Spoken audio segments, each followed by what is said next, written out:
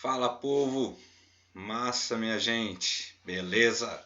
Iniciando aí mais um vídeo do nosso canal Teologia para a Vida, onde hoje nós vamos falar um pouco sobre unção, beleza? A minha intenção aqui não é ficar trazendo a etimologia, o original do grego, da unção e tal. Hoje em dia, aqui mesmo nas redes sociais, a gente tem vídeo de sobra, né? Para procurar, se entrar no Google, se você for num dicionário teológico, você vai ver o que quer dizer a palavra unção e tudo mais. Então, meu objetivo não é esse, mas em falando de unção, a gente sabe que a unção, ela é da onde vem essa palavra também ungido, né? E o ungido é aquele que é consagrado, separado, aquele que veio de Deus. E outro termo para ungido no grego é a palavra Cristo, né? Então Jesus Cristo, Jesus ungido, ele foi o ungido de Deus. E Jesus, todos aqueles que estão em Cristo, estão em Jesus, estão embaixo desta unção. Então, se eu pertenço a Jesus, a unção, né, de Jesus está sobre minha vida. Quando eu tenho o novo nascimento em Jesus Cristo, né, essa unção agora está em minha vida, está sobre minha vida. O Senhor me ungiu para pregar as boas novas. Jesus falou isso numa sinagoga em Lucas 4 para falar que agora a unção estava sobre ele. E hoje, nós como corpo de Cristo na terra, nós estamos embaixo dessa unção, também para pregar as boas novas, o evangelho. Não tem como pregar o evangelho sem esta unção, sem estar embaixo desse poder do alto, do Espírito Santo agindo em nós. Beleza, galera? Por que eu estou falando sobre isso? Porque no nosso canal aqui, por mais que chame Teologia para a Vida, é por causa disso. No primeiro vídeo lá eu já expliquei, é para a gente ter uma visão teológica, mas não só no nível intelectual, mas para a gente trazer isso para uma forma prática para a nossa vida, certo? E hoje em dia, graças a Deus, nós como igreja brasileira, nós não estamos tão pobres assim de teologia. Se você for para as redes sociais, YouTube, se você for para ir para a internet, você vai ter muito conteúdo bom, de qualidade. É lógico que tem muita fuleiragem também, mas muito conteúdo bom, de qualidade, com ótimos teólogos assim do nosso tempo, né? Eu não vou ficar citando o nome aqui para vocês não precisar saber minhas preferências, mas tem teólogos brasileiros assim demais, gente. Então, se você abrir o YouTube, você vai encontrar com vários deles, né? E vai receber muito material bom. Então, teologicamente, a igreja brasileira, ela não é pobre, tá? Eu sou um estudante de teologia, né? E então eu amo essa área da teologia, né? Sou missionário, sou pastor de um trabalho também, mas assim, o que eu quero trazer?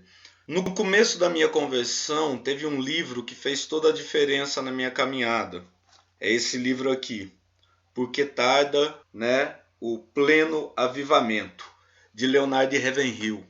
Né, esse livro ele foi escrito em 1959 e foi editado aqui no Brasil, a primeira edição em 1989, pela editora Betânia, né? Então ele é um livro que eu li no começo da minha conversão lá atrás.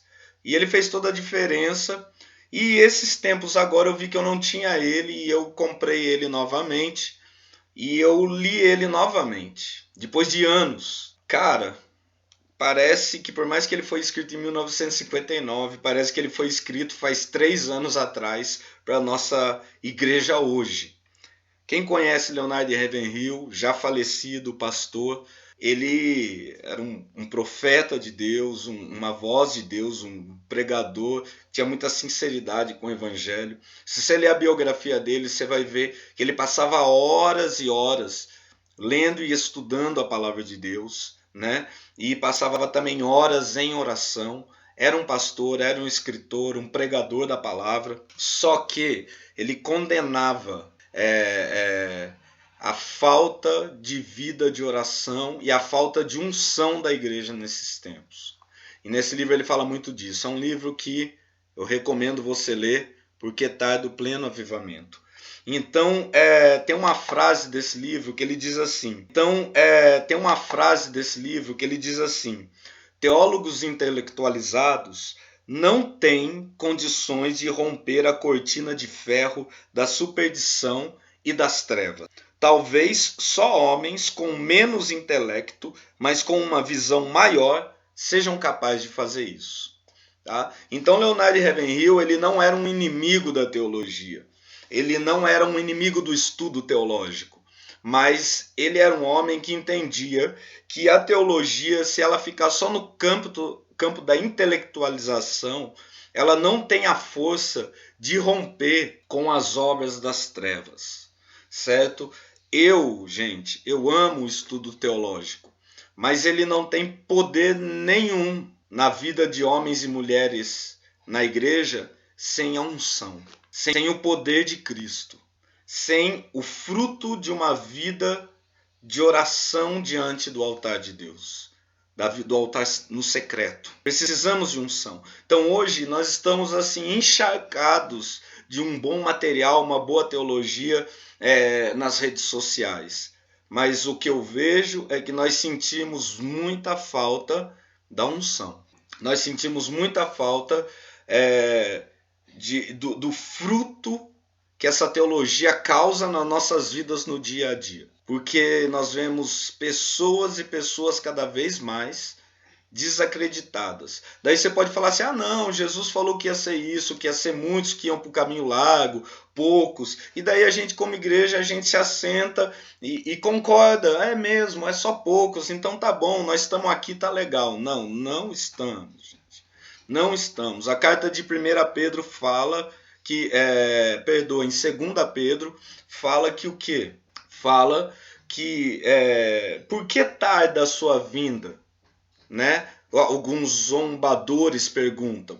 E o apóstolo Pedro responde, porque Deus quer que todos se salvem. Não creio no universalismo, não creio que todo mundo vai ser salvo. Sabe? Eu sei que existe um juízo final para os ímpios também, que vão perecer eternamente. Tá? Eu sei, mas não é nosso papel como igreja se acomodar, porque acreditamos que já estamos salvos e Deus sabe quem vai e quem não vai, então nós não precisamos fazer nada. Não, nós precisamos da unção que queima, nos faz queimar, que torna a nossa visão teológica prática para o dia a dia e faz a gente voltar a chorar pelos perdidos e não alcançados. Sabe? Nós vemos hoje, achamos que por nós sermos muito intelectualizados, por nós sabemos falar muito bem, por a gente ter vários diplomas atrás das nossas paredes, nós estamos ungidos por Deus para fazer o que temos que fazer. E não é. Eu vou ler uma passagem aqui de Atos, capítulo 4, onde os apóstolos Pedro e João, eles são presos. E quando eles são colocados diante do Sinédrio, no verso 13, Atos 4,13, olha o que os líderes religiosos falam. Vendo a coragem de Pedro e João e percebendo que eram homens comuns e sem instrução, ficaram admirados e reconheceram que eles haviam estado com Jesus. Então eles eram homens comuns, simples e que falam aqui e sem instrução. O que é sem instrução? Eles não tinham passado por uma escola rabínica, entendeu? Mas eles andaram com Jesus. E a gente vê que o ministério dos apóstolos, mais para frente, eles separam 7 homens cheios do Espírito Santo para servir as mesas, porque os apóstolos tinham que se dedicar à palavra e à oração. Então eu não estou falando contra o estudo nem contra o ensino teológico, pelo contrário, como eu falei no começo, eu sou um estudante de teologia, eu amo o ensino teológico, o estudo teológico. Só que isso não muda nada diante do mundo em que vivemos, diante do mundo espiritual se não fomos revestidos pela unção do Espírito que nos leva a derrubar as fortalezas das trevas, agindo na vida das pessoas. Existem muitas pessoas dentro das nossas igrejas cheias de intelecto, cheias de entendimento bíblico, até fora da igreja. Gente que conhece muito bem a Bíblia, gente que já sabe como funciona o culto, o que deve fazer, quantas músicas devem cantar. Existem pregadores que deixam todo mundo de boca aberta quando falam, mas as pessoas continuam de coração fechado. E nós precisamos da unção de Deus, a capacitação do Espírito, para que vidas possam ser retiradas das garras do inferno, das mãos de Satanás. Sabe, as mãos de Satanás ainda estão sobre mentes, estão sobre corações.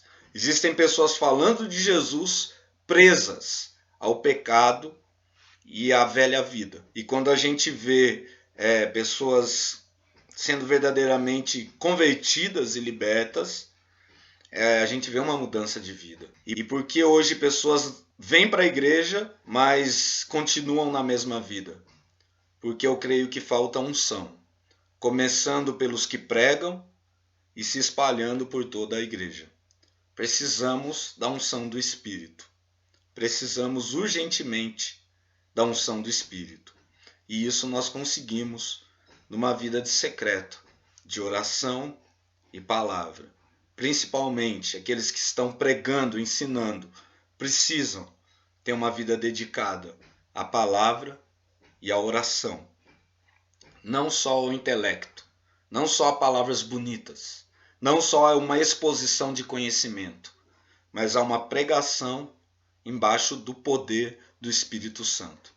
É isso que faz todo o inferno tremer, é isso que faz Satanás fugir. Uma igreja que ora, incentivada por líderes que oram e que oram aquilo que a palavra de Deus diz, não que oram aquilo que satisfaz o seu próprio ego. Então esse é mais um vídeo do nosso Teologia para a Vida. Eu sou o Bicudo, espero que você curta, se inscreva e compartilhe esse vídeo para a palavra de Deus continuar sendo proclamada para todos aqueles que ainda não foram alcançados.